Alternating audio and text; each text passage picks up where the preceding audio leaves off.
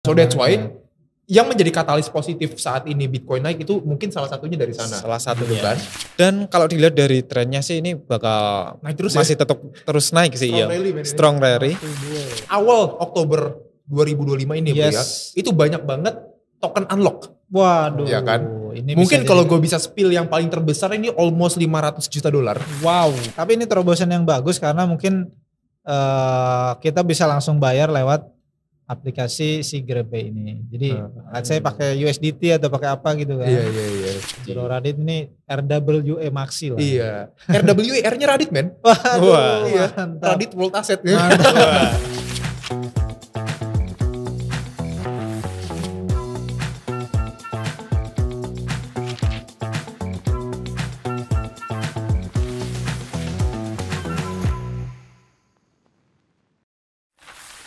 Gua Radit, Gue Bagas, gua Mike. Balik lagi di Ngobrol Kripto bareng SKI. Oke. Kita balik lagi di Ngobrol Kripto bareng SKI. Episode keberapa nih guys? Episode ke-13. Oke, tapi satu pertanyaan gue bro. Apa tuh? Kita lagi di hutan ya? Iya ini kayaknya lagi di hutan nih ya, Iya background kan? kita nih. Enggak. Kita lagi di hutan nih bro, ada Jadi macan-macannya. jadi kita lagi di studionya Samuel Indonesia. Bukan gitu men, jadi harusnya Samuel XR Studio. Kita lagi di Samuel XR Studio. Indonesia. Jadi nggak perlu ada cut-cut ya di sini ya, udah aman ya di sini ya. Waduh. Kayak gitu. Jadi buat teman-teman yang pengen podcastnya viral Yep. atau trending satu di YouTube atau dimanapun, bikinnya di Samuel XR Studio dong. Iya. Dan di sini bisa ganti-ganti template-nya ya. Kita punya banyak template, bisa request juga teman-teman. Dan yang satu spesial nih. Apa tuh Kak? Cuman ada di sini dong. Oh iya bener juga ya. Yang lainnya di mana? Di kafe atau di mana? Ya, kita tahu lah kalau itu. Di kosan ya? Di kosan. Anyway teman-teman semuanya, kita balik ke bulan. Kita balik ke Karena kita bulan. lagi on the moon. Iya lagi on fire nih kita On nih. On the moon, on fire semuanya gitu kan. Yes. Oke, kenapa kita on fire? Coba dari sisi analis. Waduh. Karena apakah Bitcoin naik? Nah, Bitcoin naik berapa persen kemarin ya? Bitcoin ya untuk kalau kita lihat dari weekend kemarin ya, Yes. dari lows-nya kemarin di weekend itu kan ada di harga 108-109 tuh lows-nya. Dan sekarang udah naik di harga 118.000, kurang lebih ada kenaikan Hampir 10 sampai 11% ya, kurang lebih. Dari Mantap. last discussion kita kemarin ya. Yap. Berarti sesuai prediksi dong. Ya kemarin prediksinya turun. Iya nih. Iya, Mungkin kemarin itu kan ada chance buat turun ya. Ternyata nggak dikasih turun iya, ya. Ternyata tapi langsung makanya pumping that's nih why ya. selalu disclaimer gitu Iya, kan. Dan betul. memang kemarin dari Ki Bagas agak sedikit miss nih gitu kan Yes. dari chart Bitcoinnya. Tapi memang technical seperti itu ya guys ya. Iya, Game of probability gitu kan. nggak ada yang pasti. Gak ada yang pasti. Jadi ya balik lagi kita averaging down aja kalau kita Yes, memang percaya benar sama banget. asetnya Benar gitu banget. kan. Gitu. Masa sampai Bitcoin doang sih? Ayo dong kita bahas koin-koin yang lain. Wah. Contohnya, kita Contohnya mulai apa dari nih? dulu kali guys ya. Bitcoin dominance. Bitcoin dominance. Nah. Oke, kita lihat chart dari Bitcoin dominance ya. Yuk, jadi ini Oke. adalah Bitcoin. Nah, jadi ini chart dari Bitcoin dominance terbaru. Jadi sekarang ini Bitcoin dominance ada di level 58,8% dan sekarang agak di area resisten kurang lebih. Dan kalau kita lihat chartnya di sini sepertinya ada tanda-tanda buat reversal nih, buat balik arah nih. Karena di sini ada candle spinning top dan juga candle bearish. Ya. Nah, aku melihat kalau di sini misal Bitcoin dominance turun, ada chance buat bentuk double top. Dan ini good news lah untuk altcoin gitu ya. Jadi kalau kita lihat di sini ini top pertama, lalu ini top kedua. Artinya ada kemungkinan Bitcoin dominance-nya turun dan Turun. altcoin-nya naik nih. Iya. Dan dia betul. juga tadi ada fair value gap kan. Dia nutup fair value gap dia yang di candle bar yang gede itu loh. Bisa dimunculin lagi nggak chartnya dia itu? Itu kayak menarik soalnya tuh. Itu bro di bagian kirinya tuh. Oh iya. Itu ada fair value gap. Iya, tuh. di sini. Ya kan. Jadi fair value gap-nya udah ke fulfill dan memang ya saatnya turun ya sekarang gitu kan. Targetmu berapa guys berarti guys?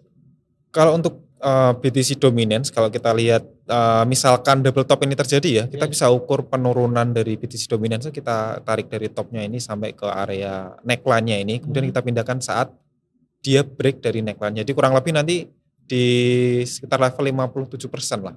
Ya. Kurang lebih di lows-nya yang Berarti sebelumnya. ada potensi memang altcoin itu bisa manggung lagi ya bro ya. Iya, Karena harusnya gitu. ya karena memang kan BTC ini lagi banyak inflow nih ke dalamnya. That's why ada kenaikan signifikan sampai ke 118.000 US dollar gitu. Nanti money flow-nya kan masuknya ke altcoin. Pasti akan shifting lagi gitu kan. Benar banget. Nah, ngomongin soal altcoin nih bro, kira-kira Ki Bagas ada watchlist apa nih? Waduh. Untuk watchlist altcoin ya, sebenarnya ada beberapa sih yang menarik ya. Mungkin kita bahas dulu dari altcoin yang terbesar gitu ya, dari Ethereum. Sebenarnya kita udah kasih analisa di Kita sudah ungkapkan ya di pertemuan yang lalu ya. Jadi mantap. Oke, wait. Jadi ini Ethereum kemarin rebound dari area supportnya. Jadi di tanggal 26 September, di akhir September kemarin dia membuat lows yang baru. Jadi kalau kita lihat di sini ini bertepatan dengan area trendline support. Kemudian kalau kita lihat, kemudian kalau kita lihat dari indikator stokastik RSI ini juga udah menunjukkan oversold ya. Memang tanda-tandanya buat reversal, buat rebound untuk naik. Kemudian dari target kenaikan ini kalau kita lihat sebenarnya seperti ada pattern kayak bullish flag. Jadi kalau kita lihat di sini, bila Ethereum break resisten yang di atas ini, target kenaikannya itu yang pertama di ATH-nya dulu kurang lebih di 4.900, kemudian selanjutnya ada di 5.600. Kurang lebih seperti itu sih kalau selama Ethereum bisa bertahan di atas trendline supportnya. Udah pasti nih guys? Ya nggak pasti dong, ini probabilitas nih. Probabilitas ya. Nah sekarang chance-nya berapa persen nih kira-kira nih menurut pandangan Ki Bagas nih? Kalau untuk chance-nya berapa persen sih, kalau lihat dari trennya sih, gitu? Kalau lihat dari trennya ya trennya lagi naik. Kemudian chartnya juga oke, struktur marketnya uptrend, kemudian ada potensi BTC dominance turun sih ya. Ya kemungkinan 50% lebih bisa lah, cuman nggak pasti juga ya, cuman ini aku confidence sih proyeksi buat karena gini teman-teman semuanya, semua yang kita sampaikan di sini kan analisa pribadi aja ya. Betul. Dan memang bukan ajakan untuk beli atau jual, jadi disclaimer and also do your own research gitu. Jadi memang ya guys ya, kalau kita lihat dari Bitcoin dan Ethereum ini bisa dibilang tuh saling bertolak belakang guys, bener gak apa yang gue sampaikan gini? Jadi kalau Bitcoinnya biasanya naik, biasanya Ethereum itu either sideways atau malah turun gitu kan? Iya, karena tergantung money flow-nya juga karena kan. Money flow juga, betul. Kalau kayak Solana gitu gimana guys? Kalau Solana, oke. Juga tuh. Kita coba lihat chartnya dari Solana ya. Oke, di sini Solana. Jadi nanti ada newsnya, nanti juga kita akan bahas. Solana juga mirip-mirip dengan Ethereum, jadi di sini sedang uptrend. Kemarin juga rebound di area trendline support ini di tanggal 25-26 September, jadi hampir sama ya waktunya. Kemudian kalau kita lihat target kenaikan Solana selama dia bisa bertahan di atas trendline support ini, itu berapa tuh? Ini trendline support ya, kemarin dia rebound di sekitar 194. Oke. Dan untuk targetnya paling tidak ke resisten terdekat tuh di 250-an lah. Kalau bisa jebol area ini, kita bisa ukur pakai Fibo, kita tarik, dan target selanjutnya di kurang lebih di 300. Ini ya kurang lebih di area all time high dari Solana gitu lah. Seiring berjalannya si BTC dominance turun ya bro ya. Iya betul. Nah ngomong sebelum kita jauh nih ya Bro Michael ya, kita kan ngelihat ya bro ada beberapa berita makroekonomi yang memang agak sedikit besar nih akhir-akhir ini kan. Mungkin Ki Bagas juga Bro Michael juga sempat denger nih soal US government shutdown. Gitu kan. Jadi memang ada beberapa bisa dibilang tuh oposisi lah ya dari pemerintahan yang sekarang saat ini terjadi gitu. Nah di sini teman-teman semuanya ini ada berita nih. Jadi ini keunggulan dari XR Studio juga nih. We are the only one yang bisa bener-bener organik yang menggunakan alat dan teknologi untuk provide gitu. Bukan green screen, ini bukan green screen teman-teman. Approve it to you. Yes. Nice. Kurang lebih gini teman-teman. Jadi it's not a green screen, tapi ini beneran memang XR Studio gitu. Dan ngomong-ngomong kalau kita balik lagi ke beritanya, jadi ada salah satu oposisi di government saat ini di US. Correct me if I'm wrong, I think it's Demokrat ya kan? Benar. Yang pada beberapa hari lalu sebelumnya dia itu menolak rancangan undang-undang untuk anggaran kepada agensi government agency ya bro ya. Akhirnya sejak saat itu hampir 80% dari seluruh aktivitas operasional atau aktivitas kerja di government agency ini agak sedikit berhenti gitu kan, shutdown gitu kan. Yang pada akhirnya menciptakan fenomena uncertainty lagi. Gitu. So that's why yang menjadi katalis positif saat ini Bitcoin naik itu mungkin salah satunya dari sana. Salah satunya. Gitu kan. And not only Bitcoin tapi juga dari harga emas dunia. So that's why harga emas dunia itu udah sempat di angka 4.800. All time high lagi dong. Emas kalau nggak salah ya. USD all time high lagi ya? Iya all time high lagi. Karena memang ketidakpastian di US dan Timur Tengah itu masih terus masih terus meningkat lah. Jadi kayak gitu. Nah kalau menurut pandangan gue sebenarnya gini ya bro ya. Jadi memang tahun ini tuh banyak banget mixed feeling, ya kan? Yang kita bilang lah ya di beberapa podcast sebelumnya gitu kan. Kemarin ada berita positif, tiba-tiba sekarang muncul berita negatif lagi gitu. Jadi memang harus manage ekspektasi dan juga harus bener-bener atur risk management dengan baik gitu. Karena saat ini beritanya baik, bisa jadi kemungkinan besok minggu depan itu beritanya jadi buruk gitu kan. Nah ini menurut gue pandangannya. Menurut Bro Michael gimana pandangannya terkait dengan ini? Ya ini juga harus jadi perhatian teman-teman retail kripto ya. Jadi ketidakpastian ini sebenarnya adalah opportunity sih. Jadi kayak kemarin kan sempat Bitcoinnya turun, nah harusnya itu jadi momen untuk kita ambil posisi beli lah, kayak gitu. Nah jadi ketika newsnya keluar, jadi kita bisa gaining profit lah dari situ. Kayak gitu-gitu. Karena ketidakpastian ini atau berita-berita negatif seperti ini tuh mungkin akan selalu ada gitu di setiap bulan bahkan atau di setiap minggu. Jadi harus teman-teman perhatiin terus karena ini akan sangat berpengaruh terhadap industri keuangan sih pada utamanya. Pasar lagi agak sedikit volatil teman-teman semuanya. Bull run tahun ini sepertinya bull run yang paling buruk lah ya sepanjang sejarah gitu kan. So far sih paling buruk lah karena kalau kita ngomongin bulan Bitcoin, of course it's one of the best Bitcoin only gitu kan. Tapi kalau kita ngomongin altcoin, mungkin altcoin turun 80-70% kan.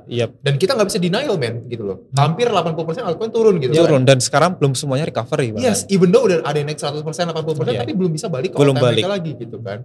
Jadi ya memang there's a lot of uncertainty gitu. Jadi tetap stay tune aja di podcast kita karena kita akan spill beberapa poin-poin yang menarik gitu. Nanti kita bahas potensial alternatif aset yang mungkin bisa teman-teman jadi inilah. Nah, guys, mungkin mau dicek dulu nggak harga gold gimana kira-kira secara teknikalnya? Karena kan ini kedua aset yang safe haven nih antara emas sama juga dengan gold kan. Emas dan juga Bitcoin kan. Oke, kalau kita lihat dari chart dari gold ya, XAUUSD. Ini sedang all time high ya. All time high ya di kurang lebih di 3.900 ya. 3.900 sempatnya itu 3.900. Dan kalau dilihat dari trennya sih ini bakal naik terus masih tetap terus naik sih ya. Strong rally. Dan kalau kita lihat ya targetnya sih secara teknikal di sini sebenarnya kita bisa lihat ya seperti ada rally base rally ya. Jadi di sini buat base, kemudian di sini rally, kemudian ini rally lagi. Nah, untuk rally-nya kita bisa asumsikan dengan kita tarik setinggi dengan rally yang terjadi sebelumnya gitu. Jadi mungkin kita bisa copy rally yang di bawah ini, jadi mungkin kita ambil dari lows-nya di sini hingga dia ke area resistance dari base-nya gitu. Kemudian kita pindahkan di sini, jadi kurang lebih mungkin di sekitar harga 4.000 lah, kurang lebih 70% dari target kenaikan mungkin dari gold bisa kecapai lah. Nah itu dia. Jadi sebenarnya bro ini sedikit keyword atau sedikit kunci lah. Menarik. Di setiap Q4 pada tahun tertentu gitu, memang harga gold itu selalu akan naik gitu. Mungkin kalau teman-teman semuanya ada yang sempat baca research soal ini, maybe I'm gonna bahas soal astrologi nih gitu kan, lewat Sun in Capricorn gitu kan. Karena memang biasa Sun in Capricorn and also Mercury retrograde itu kan biasanya sangat appear ya ke harga emas. Dan memang itu bukan hanya sedikit omongan belaka gitu, dan memang sudah ada di research dan juga ada beberapa paper yang gue udah baca gitu. Hampir 80%, more than 80% harga gold biasanya akan naik di Q4 di Q4 ya. Dan bahkan sampai early Q1 gitu loh. Jadi expect aja dari November, Desember, Januari, Februari itu biasanya harga gold akan naik terus gitu. Nah karena harga gold ini sekarang korelasinya udah positif sama Bitcoin, most likely Bitcoin akan mengikuti gitu. Jadi ya for my target price untuk Bitcoin kayaknya akan peaking di around 138-140 ribuan sih. Not more than that lah untuk Bitcoin gitu. Menarik sih, karena di liquidation heat map-nya juga mungkin di sekitaran segitu ya. Betul, iya. Jadi ini mungkin bisa jadi acuan buat teman-teman yang main di derivatives market, bahwa mungkin ada kemungkinan ke sana, juga ada kemungkinan ke 105 ya. Betul. Jadi gini teman-teman. 90 sorry. Jadi kalau kita ngomongin liquidation heat map bro, gue tambahin nih bro ya, kan di 128, 138 tuh tebel banget lah ya. Jadi masih ada potensial memang dia naik ke atas. Tapi ini bukannya maksudnya untuk bear atau apa-apa, tapi di sekitar 75 sampai 80 itu masih ada. Iya. Dan itu sangat tebel banget liquidationnya. Ya expect aja kalau misalkan terjadi bear market yang besar, most likely bottomnya akan di sana. Iya, sekarang ya. Di bawah 90 lah ya. Di bawah 90 gitu kan. Jadi teman-teman semuanya bagi yang belum dapat Bitcoin, tenang aja, mau cicil pelan-pelan juga nggak masalah, atau beli nunggu nanti pas bear market juga nggak masalah. Masih gitu ada kemungkinannya. Masih ada kemungkinannya gitu. Ya walaupun kita bilang sekarang udah gamenya institutional gitu kan. Tapi kan di Bitcoin itu not only institutional, ada juga miner kan. Benar banget. Miner ini kan harus cover the cost. Gitu harus kan. cover the cost. Nah kalau misalkan mereka costnya udah jebol gitu kan, mereka kan harus jual Bitcoin. Ya kan untuk bayar listrik lah, untuk maintenance macam-macam. Operational lah gitu kan. Jadi ya expect lah ya ada selling pressure mungkin di beberapa bulan ke depan gitu. Tapi kalau ditanya untuk long term growth-nya Bitcoin tetap sama sih jawaban gue, maybe $1 juta di 2035 gitu kan. Pavel Durov bilang $1 juta. $1 juta ya. Pavel Durov bilang 2035. Nah kalau itunya belum bisa pasti, cuman mungkin kayaknya di sekitaran 2030-an lah. 2030-an. Bahkan ada beberapa influencer di Indonesia juga optimis nih 2030 sampai 2035 tuh Bitcoin $1 juta gitu kan. Iya, ada beberapa lah influencer yang mengatakan kayak gitu ya. Lu termasuk gak guys? Kalau aku sih confident sih Bitcoin bisa sampai gitu, cuman untuk waktunya pastinya kurang tahu, cuman percaya sih Bitcoin bakal ke situ. Tinggal tunggu waktu aja. Jadi kalau kita lihat harga Bitcoin sekarang ini, kita lihat proyeksi itu harga sekarang tuh masih murah ya. Jadi masih ada waktu buat kita tambah terus Bitcoin buat akumulasi gitu ya. Nah, tadi kan bullish-bullishnya nih bro ya. Nah, kalau kita ngobrolin ke berita selanjutnya nih teman-teman semuanya. Jadi di awal Oktober 2025 ini bro ya, itu banyak banget token unlock. Waduh. Ya kan? Ini mungkin kalau gue bisa spill yang paling terbesar ini almost $500 juta. Wow. Token gede unlock banget. Di tanggal, I think tanggal 2 atau tanggal 5, tanggal 5 Oktober. Dari Aster. Wah, ini yang lagi hot banget jadi, nih. Jadi sekian persen dari market cap, I'm not sure itu berapa, tapi secara in value itu around $500 juta. Nah teman-teman ini lagi hot banget. Ini lagi hot banget. Jadi kalau menurut pandangan kita sebenarnya ini agak sedikit 50-50 ya kalau personally gue. Karena memang kebetulan si Aster ini melakukan unlock di bulan yang indah gitu loh. Oktober gitu kan. Bisa jadi walaupun mereka unlock $500 juta, ada yang nyerap pasar untuk dibeli gitu kan. Mungkin juga ini rencana dari mereka. Jadi sebenarnya let's say ini ya, ini hanya pandangan pribadi gue ya. Jadi mungkin mereka naikin harganya di saat mereka mau token unlock. Jadi mereka bisa jualan di atas nanti kayak gitu. Betul.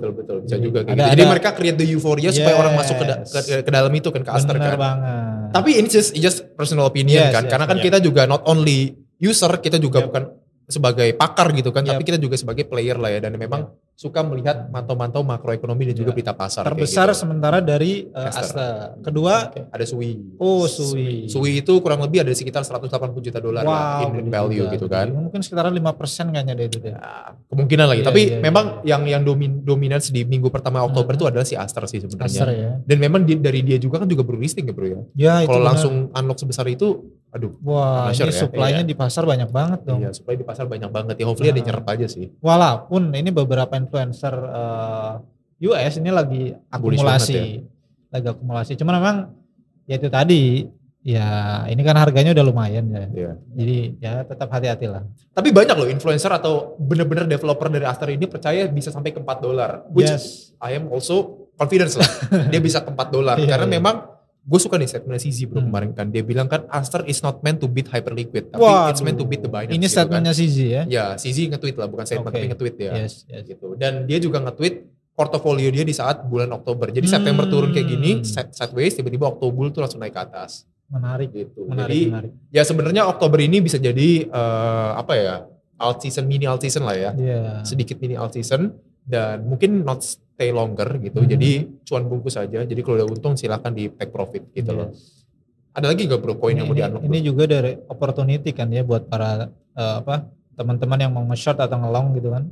Selain itu mungkin kayaknya ada beberapa token kayak Zora juga kalau nggak salah akan unlock juga di atas mungkin di atas $10 juta lah kayak gitu-gitu. Terus juga ada macam-macam sih sebenarnya, ada Ena juga cukup gede, termasuk Ena juga. Ena kemarin katalisnya masih positif karena kalau nggak salah market cap stablecoin-nya udah $5 billion kayak gitu. Jadi memang di beberapa token ini ada yang masih positif dan ada yang juga yang negatif gitu narasinya gitu. Oke, tadi kan kita ngomongin soal token unlock ya bro. Mungkin dari Ki Bagas ada pandangan nggak secara teknikal? Secara teknikal dari Aster ya. Oke, kita token unlock ini. Pertama kita coba lihat Aster ya. Aster USDT. Oke, bisa dimunculin mungkin untuk chartnya. Oke, jadi kalau kita lihat Aster di sini, jelas ya trennya masih naik dan beberapa waktu lalu sempat koreksi. Cuman kalau kita lihat di sini potensi Aster untuk naik masih ada karena kita lihat di sini ada pattern falling wedge kalau kita lihat. Jadi kita tahu ini pattern continuation. Jadi trennya sedang naik, kemungkinan ada pattern ini dan kemungkinan ke depan bakal naik lagi nih. Jadi untuk Aster kemungkinan kalau dia berhasil break dari resisten yang di atas ini, target kenaikan dari Aster ini kita bisa ukur dari lows-nya yang di sini, mungkin sampai high-nya di sini. Kemudian kita copy, kita pindahkan saat dia break. Mungkin kurang lebih di sini kurang lebih di 3,3 lah ini untuk dari patternnya ini. Tolong dibuat $4 bisa nggak? Dibuat $4 bisa nggak guys? Ya harusnya bisa nih kalau misal euforia dari market gitu ya itu tinggi. Kalau diarahkan $4 dong. Menarik. Ini soalnya CZ udah foto kayak gini kan. Ini entah Binance BNB 4 digit gitu kan. Atau Aster $4. Oke, bisa jadi ya. Tinggal tarik aja nih sampai ke $4. Nah ini udah. Nah gak gitu caranya guys. Bukan gitu ya. Tinggal tarik arrow-nya doang ke $4 tapi gak apa-apa. Thanks for the support man. Oke, jadi itu Aster ya. Untuk Aster ya. Kalau kita ngomongin Zora gimana bro? Zora. Oke, kita lihat Zora. Mungkin dari Maxi mungkin oke. Kalau kita lihat Zora di sini ada rebound yang cukup kuat ya. Dia rebound di area demand sini ada rally based rally di sini. Bagus tuh. Kemudian kalau kita lihat mungkin Zora bisa naik ke resisten yang sini kurang lebih mungkin di sekitar harga 0,069 atau 0,7. Kalau berhasil break mungkin di sekitar area sini mungkin akan ya mungkin bisa aja ranging atau sideways sedikit dan harapannya sih bisa break dan lanjut kenaikan ya. Kenaikan mungkin kenaikan pertama ya target resisten terdekat itu ada di 0,09. Berarti nunggu breakout ya? Iya nunggu breakout kemudian ada di 0,12 lah untuk resisten selanjutnya. Gitu. Nah sebenarnya call to actionnya sekarang tuh sebenarnya masih bisa buy itu. Iya. Kalau dari technical ini karena dia masih ada potential upside sampai resisten yang pertama itu kan guys. Oke, iya benar sampai 0,09 lah. Ya terserah teman-teman semuanya mau hold atau enggak. Tapi kalau dari side-nya trader biasanya ketika udah sampai resisten itu dia akan wait and see dulu gitu. Apakah dia akan continuation ke atas atau malah reversal ke bawah gitu kan. Dan secara fundamental juga memang Zora ini adalah salah satu token atau project yang punya revenue yang cukup tinggi ya. Kayak gitu. Jadi memang ya memang bagus sih katalis positif dari market, terus juga kenaikan harga token, terus juga dibantu sama revenue dia yang naik gitu kan. Iya dan memang ya sekarang tuh harus cari project yang memang punya fundamental gitu ya. Not only from pompoman, shield atau apapun itulah ya. Benar banget. Karena kalau kalian mau yang long term growth dan memang secara konsisten gitu naik, ya lu harus ada yang fundamentalnya dong, harus ada underlyingnya gitu kan. Benar banget. Dan underlying conviction yang gue pakai di sini adalah RWA sebenarnya sih. Dari awal gue udah bilang RWA gitu dan gue sempat mention CFG itu salah satu koin yang menurut gue menarik lah CFG. Bro Radit ini RWA Maxi lah. Iya. RWA R-nya Radit men. Wah, iya. mantap. Radit World Asset. Mantap. Ya kan? Mantap. Nah mungkin Kibagas bisa dibantu gak nih CFG? CFG, kita lihat dari chartnya CFG salah ya. satu token RWA yang rising star-nya nih. Ini kalau kita lihat CFG giant ini men. Ini lagi naik ya jelas, ini lagi naik, lagi di uptrend channel ya. Dan kemarin udah terjadi rebound, jadi di sini udah nyentuh resisten, kemudian lows di sini dan selanjutnya pasti melanjutkan tren dan harapannya bisa nyentuh ke resisten yang atas ini ya. Kurang lebih nanti resistennya kurang lebih kita bisa ukur di sini ada sih resisten klasik kurang lebih di 0,5 untuk resisten dari CFG. Kemudian mungkin kita bisa pakai Fibonacci ya kurang lebih sama di sekitar 0,5 hingga 0,58 untuk CFG. Ya memang CFG ini salah satu proyek RWA yang memiliki fundamental yang strong ya. Not only from the TVL, not only from the revenue dari si chain-nya itu, dari si RWA-nya, tapi memang jumlah aset yang sudah ditokenize sama dia itu udah banyak gitu. Kayak dari treasury T-bills gitu, kayak obligasi yang di US, macam-macam lah gitu. Udah lebih dari $1 billion. Udah. Makanya itu yang menarik sih dari sebuah project RWA gitu. Jadi not only solving real world issue, tapi mereka juga create innovation di sana gitu dengan cara yang penting. Aset tradisional mereka tokenize supaya bisa dibeli oleh khalayak global. Gitu. Itu yang menarik gitu. Nah, PR selanjutnya tinggal di Indonesia nih. Gimana caranya? Let's say ada tokenize saham Indonesia. Wah. Kan keren kan? Ada tokenize mutual fund. Wah, keren itu kan. Atau saham Indonesia di tokenize dan bisa dibeli di luar negeri. Nah, itu dia. Itu tinggal tunggu waktu mainnya. Kebetulan juga OJK kita all ears semuanya gitu kan, dan memang melalui sandbox ya, Bro ya. Nah, gitu. Nah, menurut Ki Bagas gimana nih Ki Bagas? Kalau misalkan let's say nih Ki, ada RWA saham Indonesia, ada tokenize saham Indonesia. Tokenize saham Indonesia, tentunya ini menarik ya. Jadi playernya nggak cuma dari lokal saja. Sebenarnya kita ada sih juga player asing, cuman kan dibandingkan dengan player asing sekarang, apabila ini bisa berhasil di tokenize, pasti lebih masif uang yang masuk ke capital market Indonesia gitu loh, ke kripto yang di Indonesia gitu. Jadi ini peluang yang besar untuk ke depan. Jadi kita tinggal tunggu aja. Sebenarnya tinggal tunggu aja sih tanggal mainnya, cuman kita belum tahu kapan kan pastinya. Iya. Berarti masih ini ya, sama teman-teman OJK masih dipelajari juga semuanya ya. Berarti kalau ini bisa dibeli sama warga-warga luar negeri nih, wah, kenaikannya bisa parabolik dong. Oh iya, apalagi kan market Indonesia tuh terkenal yang bisa dibilang tuh masih kecil, mid cap lah ya, mid cap to low cap lah ya kan, dibandingkan global ya kan, gitu kan. Jadi memang kalau ada fund flow asing yang cukup besar gitu, not only from institutional yang udah exist kayak JP Morgan macam-macam gitu kan, I think it's gonna be huge sih. Wah, gitu. Menarik sih, ini money flow-nya kita tunggu-tunggu nih. Tapi OJK Kripto perlu kerjasama dengan OJK pasar modal gitu kan, karena kan ini sama aja kayak kita mengkawinkan dua aset kelas ya gitu kan, saham dan juga kripto gitu. Gimana caranya membuat liquid dan gimana caranya membuat secure gitu loh. Yes, benar banget. Ya kan, nah gitu. Tapi guys, personal ini guys, kalau misalkan ada tokenize saham Indonesia, dengan saham Indonesia yang asli, lu lebih pilih mana? Kalau disuruh milih ya, tokenize saham atau saham asli? Tentunya kalau aku bisa milih sih, mungkin aku lebih tertarik ke tokenize saham ya. Karena secara jangkauan kan lebih besar juga, secara global juga. Kemudian untuk ke sana kita bisa kalau dibilang tuh kita bisa banyak jalur lah, kita untuk fund-nya itu kita bisa ini nanti bisa di-cut gak sih? Gak usah lah. Gak usah. Langsung aja. Waduh. Transparan. Tidak ada cut. No cut di kita ya. Waduh. Iya, no cut. Tentunya lebih menarik tokenize saham sih. Karena kalau kita lihat dari saham Indonesia kan cuma bisa pakai IDR kan, kita exchange lokal. Sedangkan kalau tokenize kan kita bisa pakai exchange kripto juga secara global gitu loh. Jadi kita bisa pakai USDT yang tentunya kita, gimana sih anjir. Weh, aku bingung mau ngomong apa weh. Ini mesti cut ini anjir. Ini kita karena memang podcast yang kita gaungkan ini, yang kita munculkan ini memang apa adanya ya bro ya. Seorganik mungkin supaya terlihat real. Kita no gimmick gitu, karena kripto ini kan memang dunianya anak muda gitu kan. Jadi kalau jatuh ya jatuh aja udah. Jatuh aja, kepleset aja udah gitu kan. Salah ngomong ya udah gitu ya. Tapi anyway gini bro Bagas sama bro Michael ya. Jadi Ki Bagas sama bro Michael ya. Jadi sebenarnya ya, kalau disuruh milih antara tokenize saham sama saham Indonesia aslinya, karena gue warga Indonesia asli, pasti gue akan milih saham asli.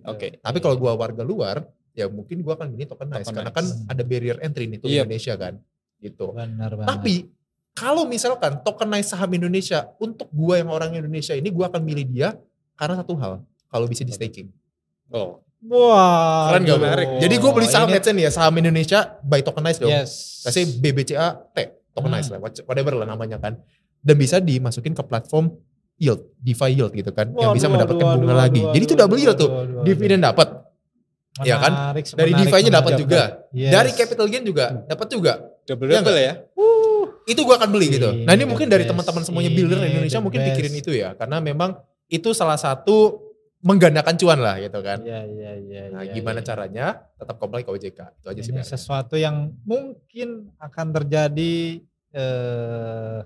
hopefully ya, sebenarnya kita berharap bahwa ada platform atau project yang bisa provide service kayak gitu kan. Iya. Dan yang paling penting adalah harus passionate ya. Jangan sampai setengah hati ya bikin project itu guys. Soalnya rata-rata di Indonesia tuh by track record ya, setengah hati gitu kan. Jadi project udah listing, udah jalan, cuman gak sustain gitu. Gak sustain gitu. Cuman happeningnya di 1 tahun pertama atau 6 bulan pertama gitu kan. Habis itu gak masalah kayak gitu, itu kan it's up to project masing-masing gitu kan. Cuman sebagai etik dari Indonesia harusnya jangan kayak gitu dong gitu kan. Hopefully ke depan kan ada satu. Kita juga pengen building ekosistem crypto ini menjadi lebih baik gitu. Benar banget. Kita di exchange akan memprovide kalian, kalau ada yang minta support listing atau apa, kita akan bantu gitu. As long kalian juga punya kapasitas untuk passionate di bidang ini gitu kan. Jangan sampai kita listingin terus besok langsung keluar Karena memang secara kesan dari para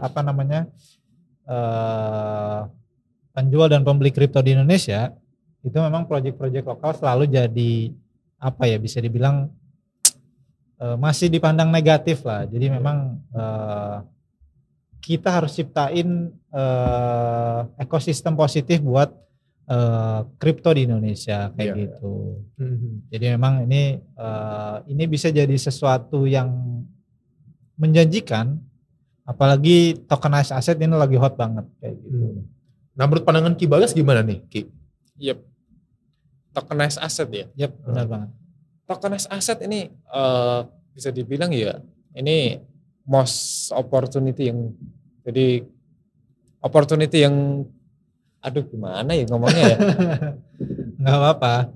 Jadi opportunity yang akan rilis apa gimana ceritanya? Jadi kalau kita bisa mentokenize beberapa aset, mungkin ya aset apapun itulah, entah itu aset investasi atau aset-aset berharga lainnya, itu tentunya ya peluang baru gitu loh, opportunity buat cuan baru gitu loh. Jadi enggak hanya kita bisa menyerap money flow dari lokal aja, cuman asing juga bisa. Ya asing juga bisa gitu loh. Ya anyway bro ya, ngomongin soal tokenized dan real world asset nih bro ya, gue baru denger juga nih bro, Swift berencana ingin mengeluarkan blockchain-nya sendiri. Wow, gitu. Ini jadi terobosan baru banget. Iya, ini terobosan sangat baru banget sih. Jadi Swift itu kan salah satu bisa dibilang tuh cross border payment atau payment gateway lah gitu kan. Third party lah pokoknya dan memang sering dipakai di beberapa negara gitu kan. Kalau misalkan mereka mengadopsi blockchain, artinya mereka juga bisa men-solving barrier-barrier yang tadi kita sebut itu. Jadi let's say gue pengen transfer dulu dari Indonesia ke negara lain gitu kan. Mungkin kalau pakai yang tradisional kan agak cost a lot dan agak sedikit lama gitu kan. Prosesnya juga lumayan lebih cepat gitu kan. Lebih cepat, fee-nya juga lebih murah dan yang pasti transparan gitu. Si bank bisa lihat, lu bisa lihat, semuanya bisa lihat. Semua bisa lihat gitu. Jadi itu salah satu gebrakan yang menarik rumah itu. Nah, kalau kita switch lagi nih beritanya nih. Jadi ini ada dari negara Kazakhstan yang baru-baru ini mengadopsi crypto reserve. Nah ini dia nih. Jadi crypto reserve-nya itu BNB kabarnya. Yes. Memang ada beberapa jenis aset dan yang cukup menarik adalah ternyata BNB masuk ke dalam salah satu aset yang akan jadi treasury-nya Kazakhstan ini. Jadi buat teman-teman yang nggak tahu, Kazakhstan adalah salah satu negara dengan miner Bitcoin terbesar di dunia. Ya, betul. Mau dicek dulu kan nih teknikalnya BNB nih, Bro Bagas? Oke, boleh. Mungkin kita lihat chartnya dari BNB ya. Nah, oke, udah terlihat. Jadi di sini BNB uptrend. Kemudian kemarin beberapa waktu lalu juga di menjelang akhir September ada rebound yang cukup kuat ya di sini. Kemudian secara indikator dari stochastic RSI juga menunjukkan oversold. Emang waktunya buat rebound karena bertepatan dengan support, kemudian juga udah oversold juga. Untuk target kenaikan dari BNB sendiri terdekat tuh resisten kurang lebih ada di harga 1083. Kemudian karena ini all time high ya, mungkin kita bisa tarik Fibonacci. Jadi untuk Fibonacci sendiri kita bisa tarik pasang target kurang lebih di harga 1180 untuk BNB ya. Jadi masih ada potensial upside-nya tinggi juga ya. Masih potensial upside. Iya. Jadi dan FYI juga nih, kemarin juga Twitternya dari BNB Chain kan juga kena hack ya bro ya. Dan sampai ke posting phishing link gitu. Ya hati-hatilah. Bahkan exchange pun juga pernah kena hack gitu kan. Terus juga kalau nggak salah Elon Musk sama Donald Trump juga pernah kena hack deh Twitternya. Iya benar banget sih. Jadi ini harus jadi perhatian teman-teman.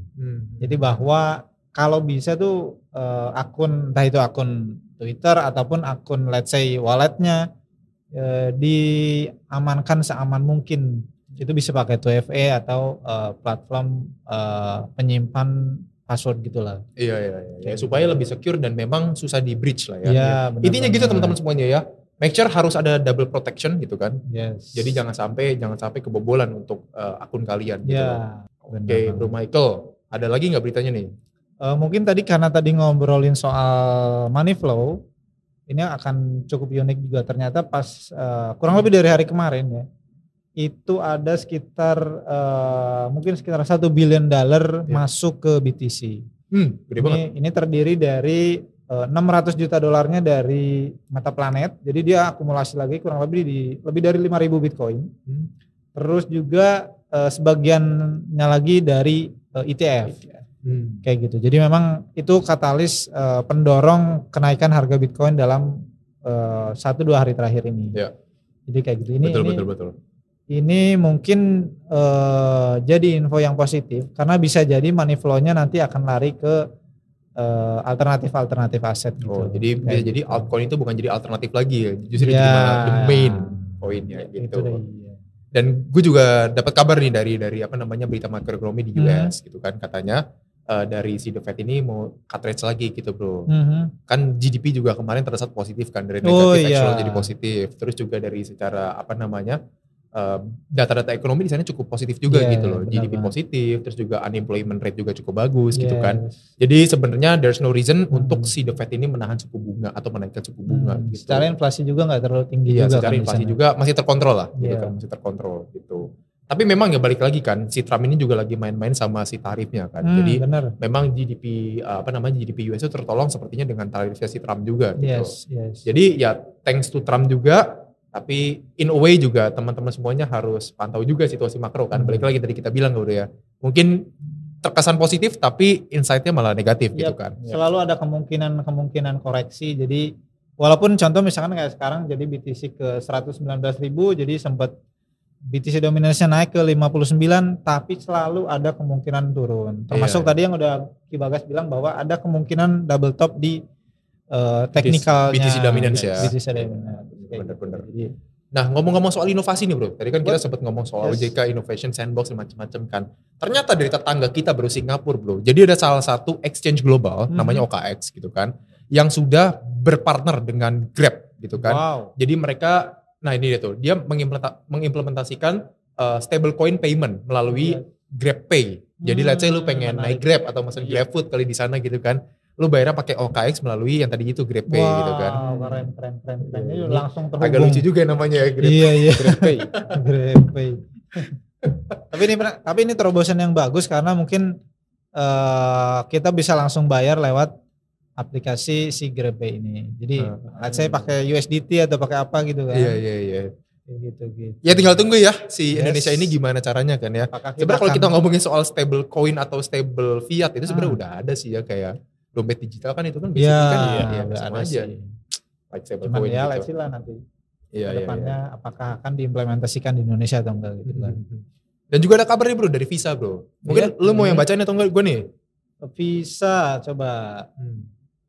Dari Visa. Kabar juga mau ekspor stablecoin funding. Wah iya ternyata. B2B. Ini pasti akan menarik uang yang cukup banyak juga. Karena mereka kan platform terbesar di dunia ya untuk di industri keuangan. Iya. Benar-benar. Jadi ini akan sangat menarik termasuk buat Indonesia gitu kan. Karena banyak pekerja migran Indonesia itu di luar negeri juga kan. Yes. Jadi ini bisa jadi hopefully bisa jadi alternatif juga ke depannya gitu. I see. Karena kan katanya ini mereka lagi testing juga Visa Cash-nya, jadi memang lagi infrastrukturnya lagi mereka kembangin juga kayak gitu. OKX, OKB gimana Ki Bagas? Nah, yang kemarin habis burn 70%. Oke, bentar ya, kita lihat chart dari OKB, orang kaya baru. Wah, ini ini nih yang ditunggu-tunggu dari para altcoin, bullrun, bullish apalah. Silakan Ki Bagas. Oke.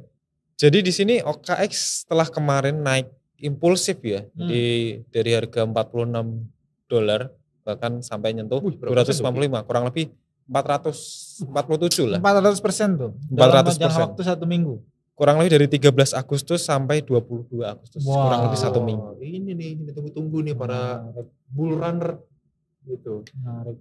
Jadi di sini kalau kita lihat OKX ya, setelah kenaikan impulsif, biasanya kalau ada kenaikan impulsif bakal koreksi dalam ya. Cuman di sini OKX tidak koreksi cukup dalam, hanya sedikit aja.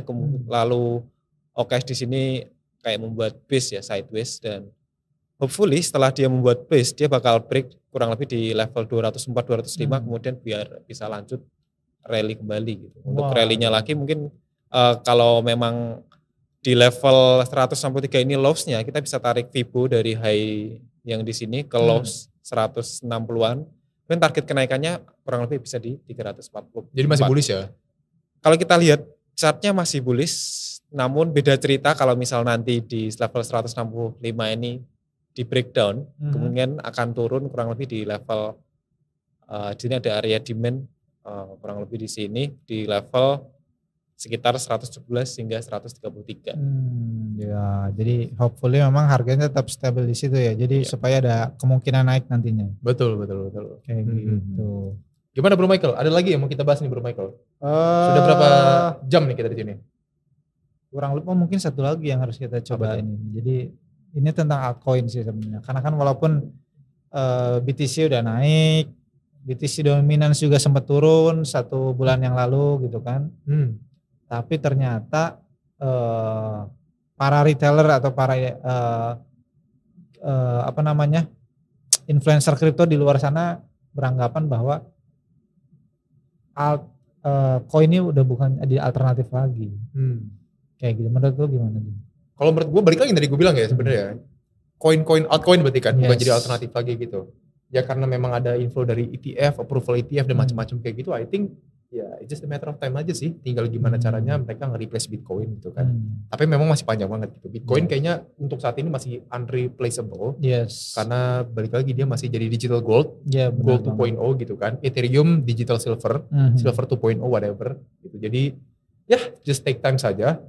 Anggap aset-aset gini tuh kayak sebenarnya aset selain Bitcoin Ethereum tuh kayak saham sebenarnya sih bro. Jadi gimana caranya perusahaan-perusahaan di balik si token ini itu create produk dan produknya dipakai oleh orang banyak. Benar gitu. banget. So far kan kalau kayak Solana kan not only create the chain tapi mereka sampai create the ecosystem, ada meme coin launchpad, terus juga bahkan mereka produce HP gitu kan macam-macam kan. Ada stable coin, ada RW macam-macam. Iya, jadi gimana caranya mereka tuh bisa compete with another project lah ya.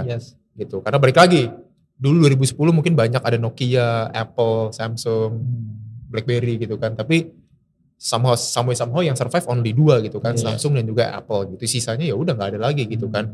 Mungkin baru-baru ini keluar yang dari China gitu kan, produk-produk gitu yang memang secara price dan quality juga kompetitif gitu.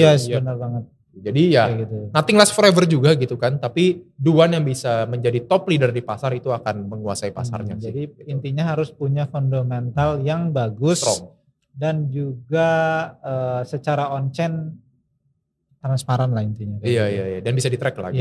Benar banget. Fundamental technical sebenarnya itu cuma jadi alat pendukung sih ya. Sisanya itu balik lagi ke kita gitu kan. Apakah kita benar-benar punya conviction terhadap narasi ini gitu. Kalau punya conviction jangan sampai kita all in di satu koin gitu kan. All in gak apa-apa tapi harus dipecah dulu gitu. Jadi melakukan DCA. Atau melakukan averaging aja gitu. Jangan sampai lu lamsam di saat yang sama gitu. Jadi itu sih sebenarnya yang bikin institusional tuh punya game ngejadiin koin-koin sebagai treasury-nya mereka. Nah itu lagi terjadi juga kan, kayak mungkin yang udah mulai dari duluan kan kayak Ethereum, Solana gitu. Nah terakhir ada Avax juga, ada Sui, juga ada beberapa koin kayak Zero G yang ternyata secara usia masih baru tapi dia udah masuk ke industri keuangan, saham dan segala macam gitu. Jadi ya menarik. Crypto still menarik, masih amazing juga dan akan terus evolving setiap tahunnya gitu kan. Kita sekarang jumlah investor kripto di Indonesia kurang lebih ada 24 juta, 23 something gitu kan.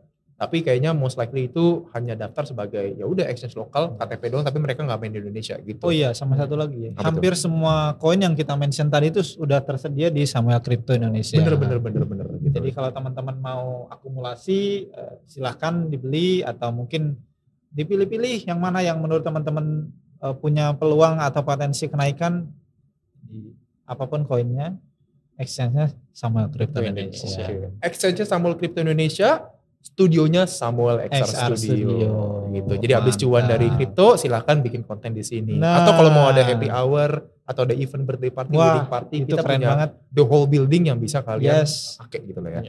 Gitu. Tinggal kontak aja ke Sky Imperium. Nah ini harus kasih admin harus kasih. Coba kasih mungkin nanti akan ada di bawah. Sky Imperium ini biasanya Cindy ya yang ngatur ya kan. Jadi Cindy itu salah satu admin dan juga pengelola lah ya untuk beberapa lantai di sini. Gitu. Jadi jangan lupa kontak dia juga.